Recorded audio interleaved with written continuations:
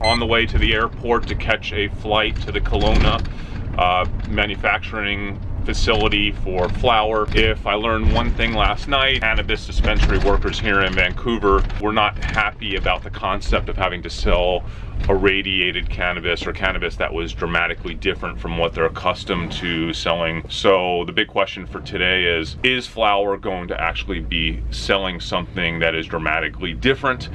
Will it stand out in the crowd of government cannabis products that will be shipped to these dispensaries?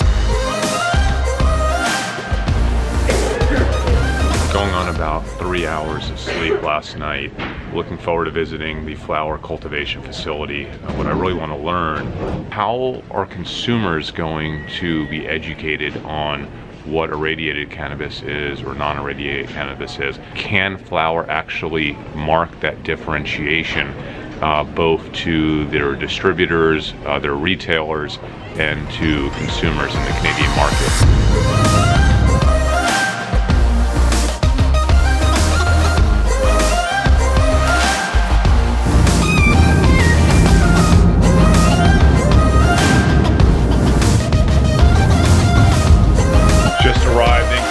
It is beautiful here, so we're headed to the Flowr facility now.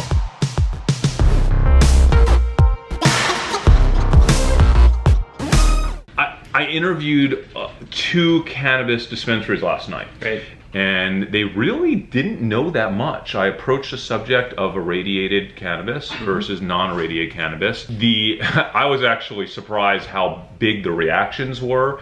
The reactions were, I would much rather buy it from a drug dealer than get weed from the government that's irradiated. Like, biggest question I need to answer today. Sure. For myself and my investor network. How do you plan to educate the market?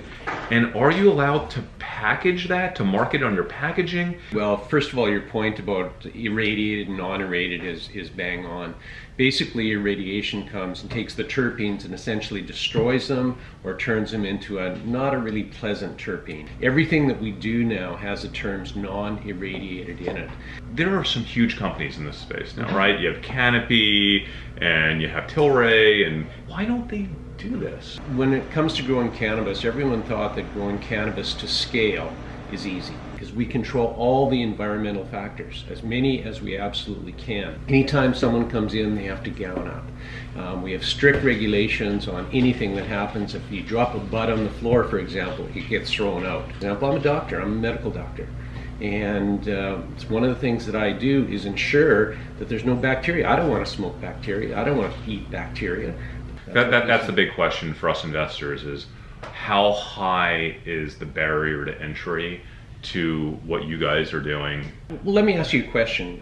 If you were a cannabis producer, what would you strive to produce? Would it be irradiated or non-irradiated? And the answer is probably non-irradiated, but they can't do it. And so they're just taking the easy road? I think it's the other way around. I think it's harder. I think it's actually harder than what people thought. You know, when you take a look at our facility, you don't see wires hanging down. You don't see a bunch of places where bacteria can congregate. How big do you think pharma will be for Flowr? Well, I guess it depends on what you mean by pharma. If you mean big pharma coming into this space, then I think what they're looking for is consistency and good product. It is not easy to grow consistently a good product and the same product. It doesn't even necessarily, have to be that good, but it has to be the same. That's what we're aiming at. We're aiming at providing that consistency, so when you go in and get a Flowr product, you know what's going to happen. Oh, to be honest, it's always better to have someone see others' facilities first. I know. And then come see ours. I've seen videos of other facilities.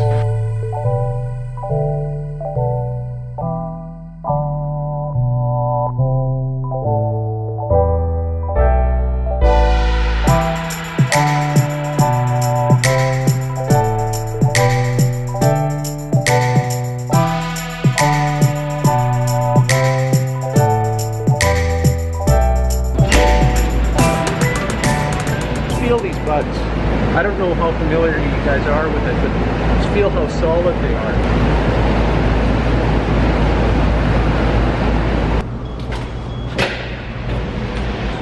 So these are the cones of the plant that actually come off. You trim it here and we start the new plant.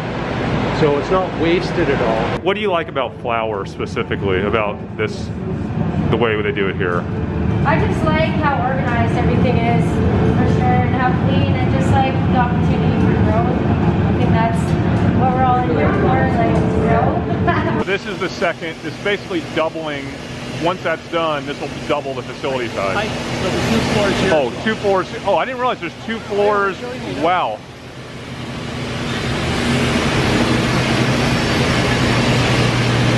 That was a 3-hour facilities tour, and I'm still digesting everything that I learned and saw today. I believe Flowr will be a leader in this field. Flowr has years of iteration and process improvement that's culminated in their ability to produce cannabis at scale. The question is, can they now build the perception of a great company, which is what they built, to the rest of the world? That is still to be determined. I'm so impressed with the process. I'm so impressed with the employees, with the culture.